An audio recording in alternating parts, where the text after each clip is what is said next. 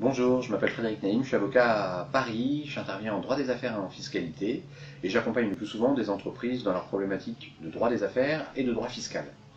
J'aimerais aborder un petit point qui malheureusement est méconnu.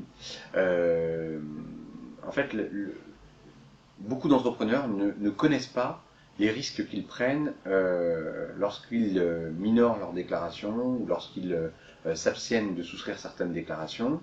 Et en fait, le sujet, c'est est-ce que tout redressement fiscal entraîne un risque de poursuite pour fraude fiscale?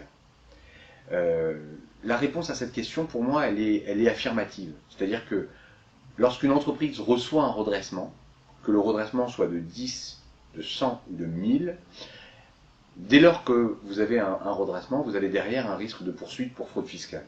Le risque de poursuite pour fraude fiscale, c'est d'être en fait convoqué devant un juge pénal pour répondre d'une accusation de fraude fiscale. Et ça peut aboutir donc à votre condamnation pénale, à une peine d'amende, à une peine de sursis, à une interdiction de gérer et à plein d'autres sanctions assez désagréables qui vont vous empêcher de travailler.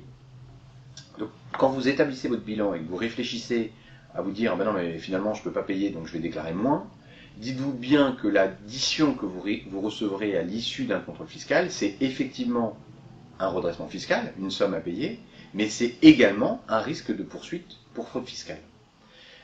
C'est quoi la poursuite pour fraude fiscale? Et c'est quoi la fraude fiscale? Tout bêtement, c'est défini par l'article 1741 du Code général des impôts. C'est le fait pour une entreprise, je prends l'exemple de l'entreprise, c'est le fait pour un dirigeant d'entreprise de minorer ses déclarations fiscales ou de ne pas les souscrire tout en sachant qu'on a minoré les montants déclarés ou qu'on n'a pas déclaré des sommes, c'est-à-dire qu'on n'a pas fait les déclarations.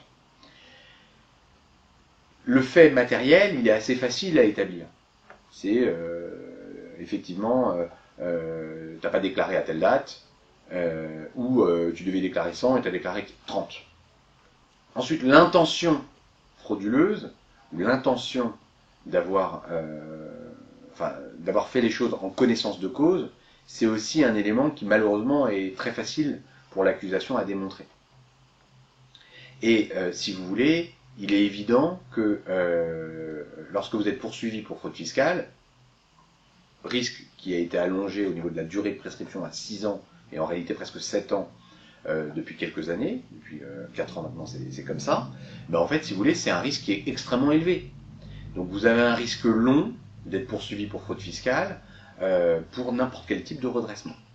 La sanction de la poursuite pour fraude fiscale, c'est aussi la mise à votre charge personnelle de la dette de la société. C'est un article 1745 du Code général des impôts, qui permet au tribunal de vous condamner à payer la dette. Donc si vous voulez, les risques sont extrêmement élevés, et moi je suis assez effrayé de voir des dirigeants d'entreprise ne pas avoir conscience que lorsqu'ils ont un redressement, ils ont par voie de conséquence un risque aussi important d'être poursuivis pour fraude fiscale derrière et dans la foulée. Et malheureusement, beaucoup de gens me disent bah non, j'ai un redressement, voilà, je vais déposer et on n'en parle plus. Non, c'est pas aussi simple que ça. L'entreprise peut arrêter, l'entreprise peut déposer, mais il y a quand même un risque derrière d'être poursuivi pour fraude fiscale et un risque que nous ne maîtrisons pas. C'est-à-dire, c'est un risque, je peux pas moi gommer ce risque. Quand vous avez un risque, quand vous avez un redressement et un contrôle avec des redressements importants, j'ai pas la faculté et j'ai pas la capacité de gommer ce risque. Je suis pas en mesure de dire on va l'enlever, on va le supprimer en faisant ceci ou en faisant cela. Donc c'est quelque chose d'extrêmement aléatoire. Je vais vous donner des exemples que j'ai eus et qui peut-être illustreront le propos. J'ai un client, par exemple, j'ai défendu une fois un avocat qui a eu malheureusement un redressement de 60 000 euros, c'était pas un montant très important. Bien évidemment, il avait intégralement payé ce redressement et il était complètement sous l'eau et vraiment totalement en incapacité de gérer ses affaires administratives, sans avoir une phobie pour autant, mais il était complètement inondé de travail. Mais il a été poursuivi pour fraude fiscale, alors même que la totalité des sommes, et c'était 60 000 euros, ont été payées. Il a eu une dispense de peine, mais il a eu le côté infamant de la condamnation pénale. Et on a des cas un peu comme ça, similaires. Donc si vous voulez, il ne faut pas se référer au petit copain qui a été redressé et qui n'a pas été poursuivi pour penser que vous n'êtes pas vous-même pénalisable à cause d'un redressement fiscal. Voilà, j'espère que cette information vous sera utile. Mon but, bien évidemment, c'est pas de vous effrayer, mais quand même de vous alerter sur le fait qu'un redressement, c'est pas anodin et ça peut générer derrière une action pénale qui sera assez problématique pour votre activité. Voilà.